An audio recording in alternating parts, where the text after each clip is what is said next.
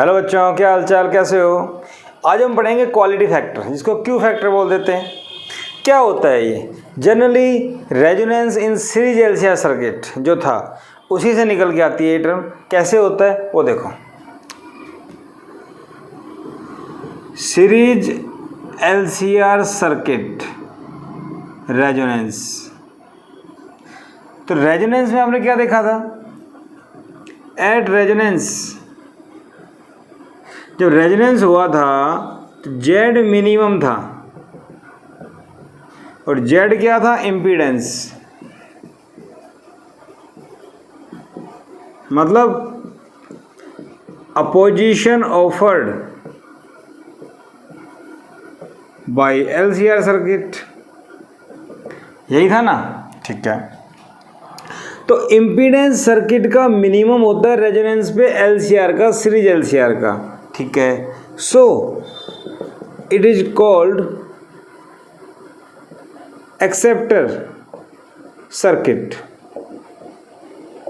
समझ रहे मेरी बात? एक्सेप्टर सर्किट बोल देते हैं। क्यों? क्योंकि आपको पता है जब रेजोनेंस होता है तो फ्रीक्वेंसी मैच होती है। ठीक है,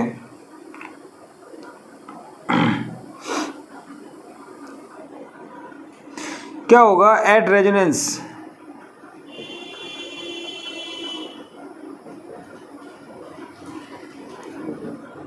circuit current matches the same current out of number of currents. अब मैं करंट बोल रहा हूँ, जनरल फ्रीक्वेंसी की बात हो रही है। सर्किट की फ्रीक्वेंसी जो है वो बहुत सारी फ्रीक्वेंसी में से एक फ्रीक्वेंसी को चूज करती है और उसको चूज करती है जो इसके बराबर हो। समझ रहे हो ना? इतनी बात समझ में आ रही है? ठीक है, जनरली इसका मतलब क्या होता है? जनरली इसका मतलब क्या होता है? क्वालिटी फैक्टर, इसको क्यू फैक्टर बोल देते हैं। ये देता है हमें it is sharpness at resonance. जब रेजोनेंस होता है तो शार्पनेस देता है। किसकी शार्पनेस? करंट की। करंट मैक्सिमम तो है, कितना है किस पे डिपेंड करेगा वो चीज़ हम निकालेंगे। ठीक है, मैथमेटिक्स करेंगे इसका, तो समझते हैं। Used in generally radio tuning, FM tuning, और पहले जो टीवी आते थे ब्लैक एंड वाइट, उसमें वो घुमाते थे पीछे, उसमें भी ट्यूनिंग में यूज होता है। टीवी ट्यूनिंग कैसे क्या होता था वो मैं समझाता हूँ आपको, जरा देखो।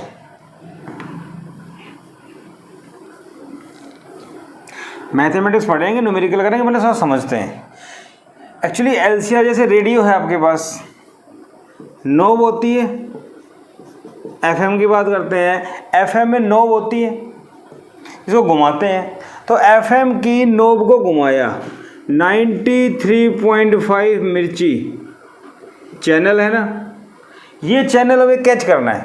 तो नोब को घुमाया घुमाया घुमाया। समझ रहे हो मेरी बात? ठीक है, तो सर्किट के अंदर करंट फ्लो कर रहा है और उस सर्किट से बाहर एफएम बॉक्स के बाहर बहुत सारी फ्रीक्वेंसी है।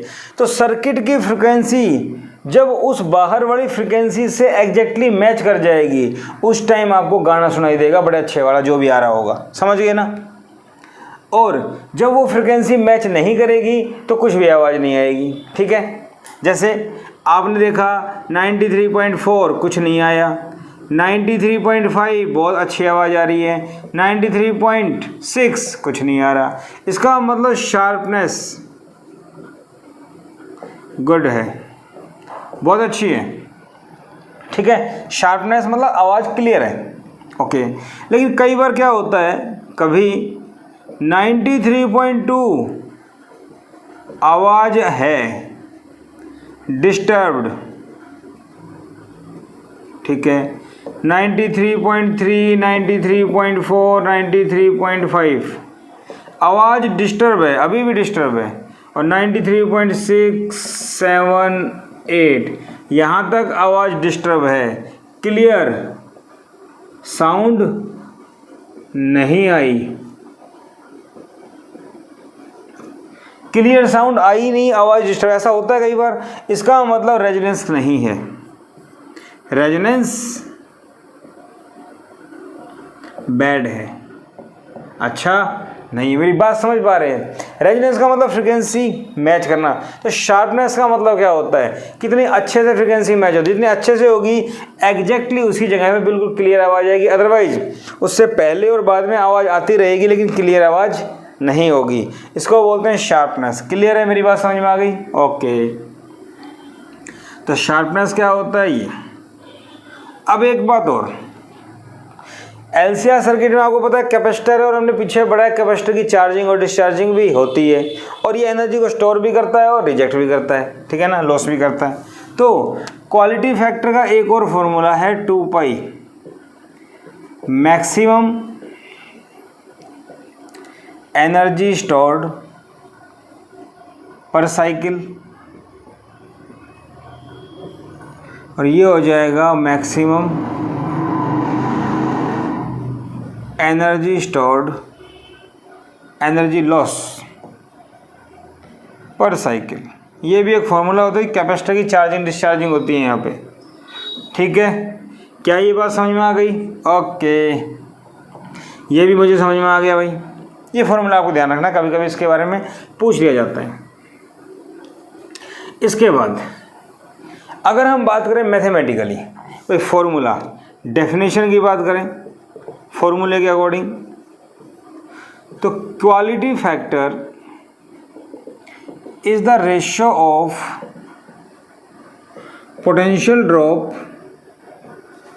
अक्रॉस एल और सी, इंडक्टर और capacitor, to potential drop across R, potential drop across R, ठीक है। मतलब क्या हुआ, potential drop across L, potential drop across R, या फिर potential drop across C by R, दोनों में से कोई भी एक यूज कर सकते हैं। हम दोनों को पैरेलल लेके चलते हैं, ठीक है। पहले इसको सोल्व करते हैं। वी एल का मतलब क्या होता है, आई एक्सएल, आई आर, आई से आई कैंसिल, एक्सएल क्या होता है, ओमेगा एल, ओमेगा एल क्या होगा, omega R L, omega R क्योंकि ये रेजोनेंस के ऊपर डिपेंड करता है ना, तो ओमेगा आर क्या होता है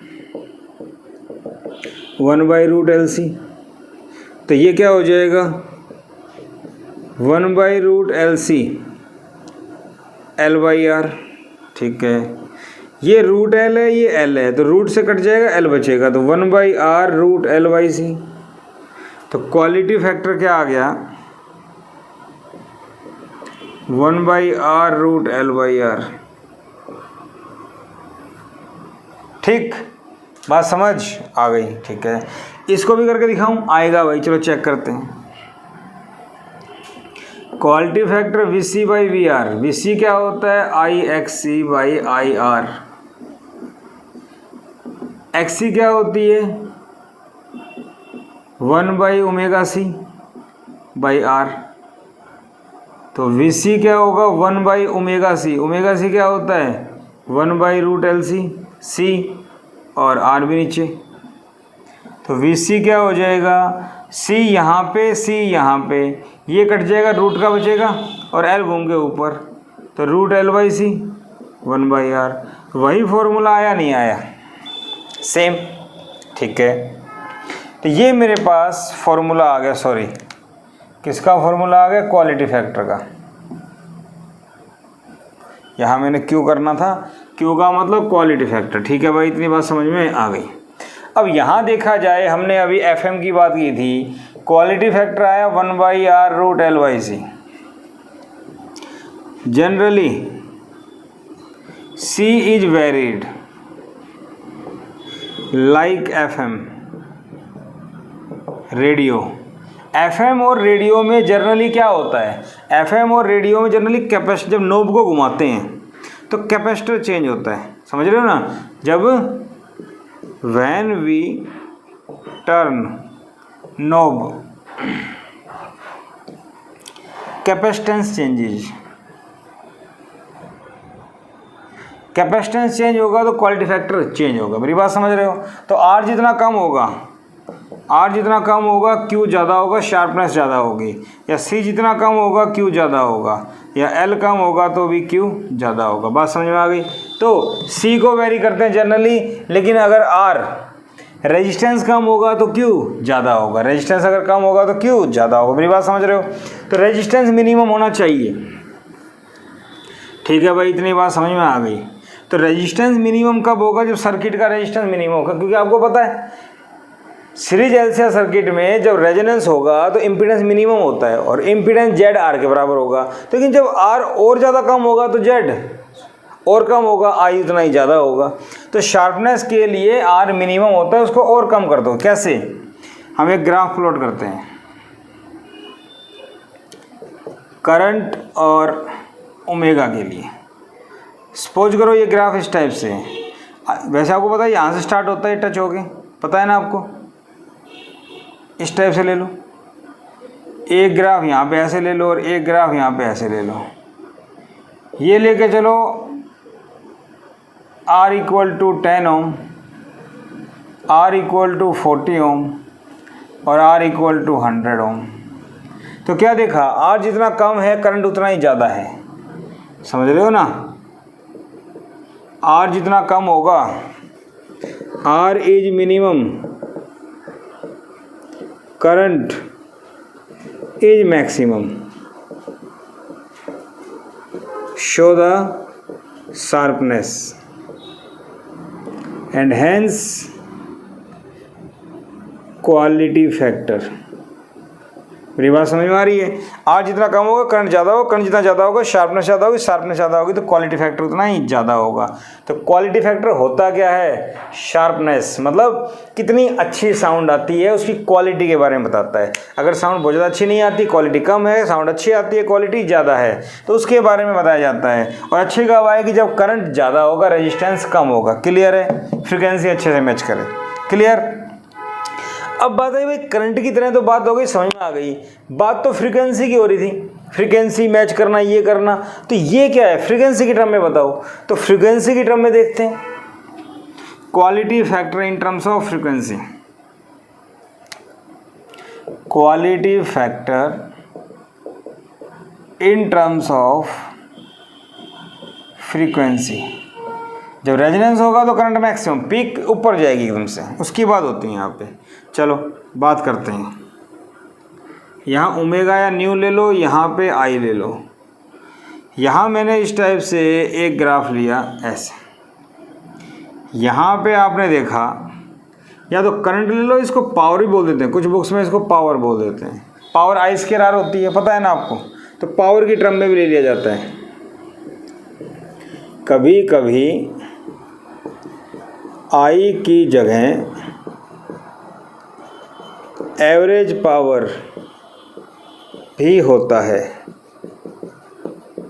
कोई दिक्कत नहीं। ठीक है, ये हमने ले लिया। यहाँ पे करंट मैक्सिमम है, आई मैक्स, ये ओमेगा आर है। ठीक है, मैक्सिमम आ गया। क्लियर? हम वो करंट लेंगे जो आरएमएस होगा, मतलब यहाँ Im/√2 आई आरएमएस। तो आरएमएस करंट अगर लिया जाए तो ये इसको कहाँ पे कट करता है? यहाँ पे। यहाँ इस फ्रीक्वेंसी को नाम दे दो ओमेगा 1 और इस फ्रीक्वेंसी को नाम दे दो ओमेगा 2।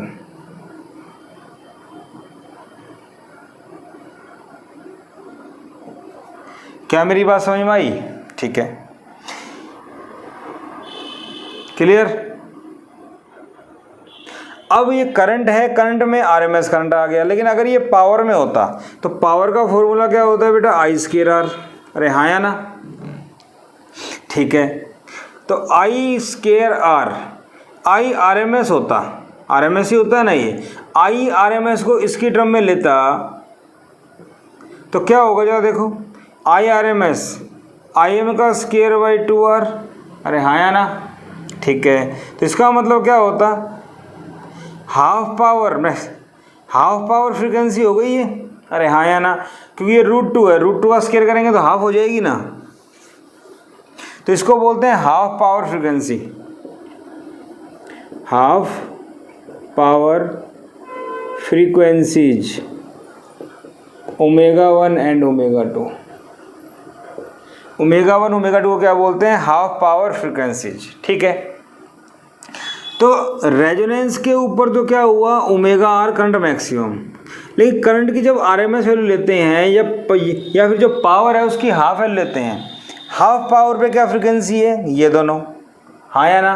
ठीक है, इतनी बात समझ में आ गई। तो क्वालिटी फैक्टर कैसे डिफाइन होगा? क्वालिटी फैक्टर कैसे डिफाइन होगा? ओमेगा आर बटे में ओमेगा 2 माइनस ओमेगा 1। क्या समझ में आया? Omega R frequency at resonance, omega 2 minus omega 1 bandwidth. तो इसको बोलेंगे फ्रीक्वेंसी एट रेजोनेंस, और ये जो चेंज इन फ्रीक्वेंसी है इसको बोलते हैं बैंडविड्थ। तो क्वालिटी फैक्टर आ गया omega R divide by delta omega. अरे हाँ या ना? ठीक है, ध्यान रखना डेल्टा ओमेगा क्या है? Omega 2 minus omega 1। कुछ बुक्स वाले क्या करते हैं, ओमेगा आर माइनस ओमेगा 2 और ओमेगा 1 माइनस ओमेगा आर, दोनों को डेल्टा ओमेगा मानते हैं, दोनों को डेल्टा ओमेगा मानते हैं, और डेल्टा ओमेगा में फिर वो चेंज हो जाता है। बात तो एक ही है, बात एक ही है, कोई फ़र्क नहीं पड़ने वाला, मैं आपको बताऊंगा अभी। ठीक है, इतनी बात समझ में आ गई? By calculation we find omega 1 क्या आता है? कैलकुलेशन से हमारे पास ओमेगा में थोड़े बहुत चेंज आता है, मैं सीधा बताता हूँ आपको। ये डेल्टा ओमेगा जो आता है इसकी वैल्यू आती है आर बाई एल, याद कर लेना, नोट दैट डेल्टा ओमेगा की वैल्यू क्या आती है? आर बाई एल, याद कर लेंगे इसको, इनके ऊपर न्यूमेरिकल आ जाते हैं। ठीक है, अदरवाइज ओमेगा 1 ये जो आपकी लो फ्रीक्वेंसी आती है ओमेगा 1 माइनस आर बाई 2एल। चलो मैं बता देता हूँ आपको।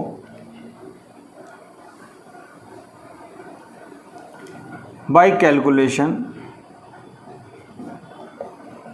लो फ्रीक्वेंसी ये आती है ओमेगा 1 माइनस आर बाई 2एल।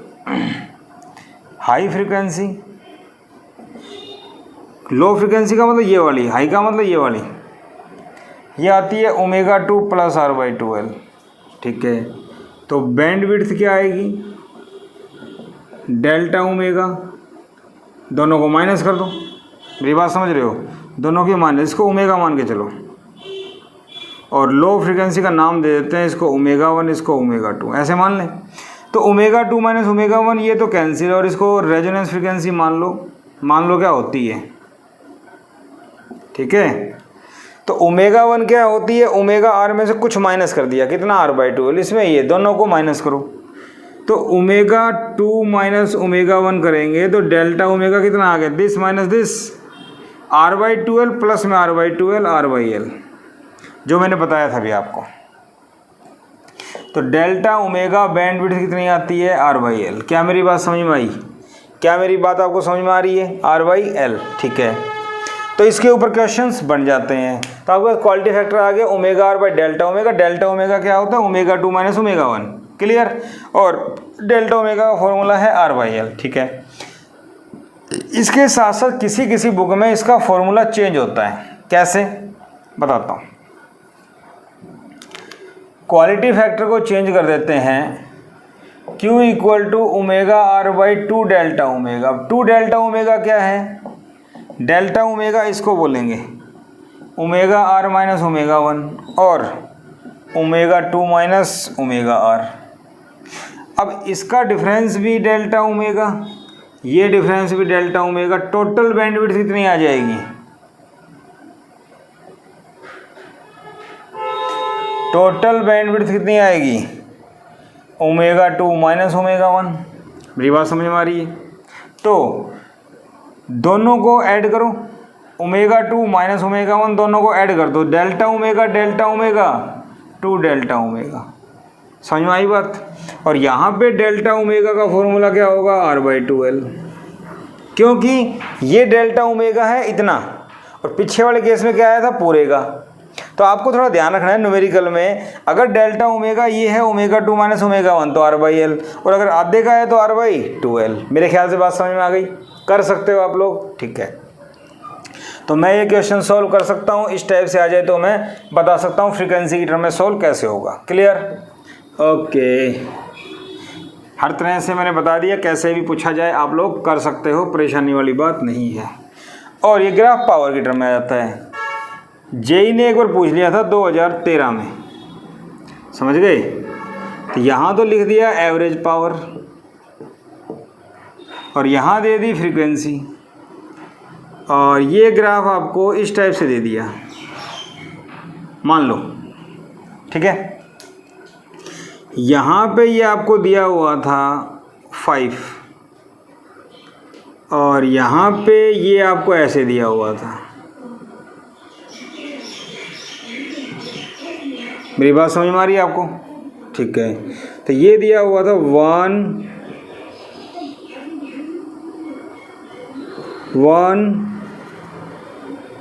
2 3 4 5 6 7 8, ये कुछ ऐसा दिया हुआ था आपको, ठीक है। मेरी बात समझ में आ रही है? मैं रफली आपको एग्जांपल दे रहा हूँ, क्वेश्चन आ जाए तो क्या करें। ये पावर है, फाइंड क्वालिटी फैक्टर। तो क्वालिटी फैक्टर क्या होता है? क्वालिटी फैक्टर का फॉर्मूला आपको बताया था मैंने, ओमेगा R/डेल्टा ओमेगा। डेल्टा ओमेगा क्या होगा, याद कर लो, ओमेगा 2 माइनस ओमेगा 1। तो ओमेगा R रेजोनेंस कितना है, 5। ओमेगा 2 माइनस ओमेगा 1 यहाँ पे लिया हमने, तो ये कितना है 7 और ये कितना है 3। 7 माइनस 3 4। तो क्वालिटी फैक्टर देख लो कितना आ गया, ठीक है, 1.25। ये जस्ट मैंने एग्जांपल दिया है, इस टाइप का सवाल आ जाए तो हम लोग कर सकते हैं, ठीक है भाई। क्वालिटी फैक्टर की यूनिट क्या होगी, पीछे देखो, unit of Q factor, no unit no dimension. क्यों? ऊपर भी वोल्टेज नीचे भी वोल्टेज, ऊपर भी फ्रीक्वेंसी नीचे भी फ्रीक्वेंसी, कुछ नहीं आएगा। क्या मेरी बात समझ में आ गई? तो ऐसा सवाल आ जाए तो हम लोग कर सकते हैं। ओके, क्वेश्चन आपके पास मान लो आ जाए, ये आपके पास LCR सर्किट दिया हुआ है एक, ये AC सोर्स लगा दिया 200 वोल्ट और फ्रीक्वेंसी कुछ भी वेरिएबल, R दिया हुआ है 10 ओम, ठीक है, L दिया हुआ है 2 हेनरी और C दिया हुआ है 80 microfarad. Clear? Okay, find quality factor. अब क्या करें? अब यहाँ पे क्वालिटी फैक्टर कैसे निकलेगा? यहाँ पे क्वालिटी फैक्टर निकालने का क्या तरीका है, ओमेगा R/डेल्टा ओमेगा। अरे है या नहीं? तो सबसे पहले अपने को निकालना है डेल्टा ओमेगा। डेल्टा ओमेगा क्या फॉर्मूला बताया था, R/L। जनरली फॉर्मूला क्या होता है, R/L, क्योंकि यहाँ से यहाँ तक लेंगे पूरा जो भी गैप आएगा। तो R कितना दिया हुआ है 10, L कितना दिया हुआ है 2, कितना आ गया 5। फ्रीक्वेंसी क्या आ गई, ये रेडियन पर सेकंड होती है, ठीक है।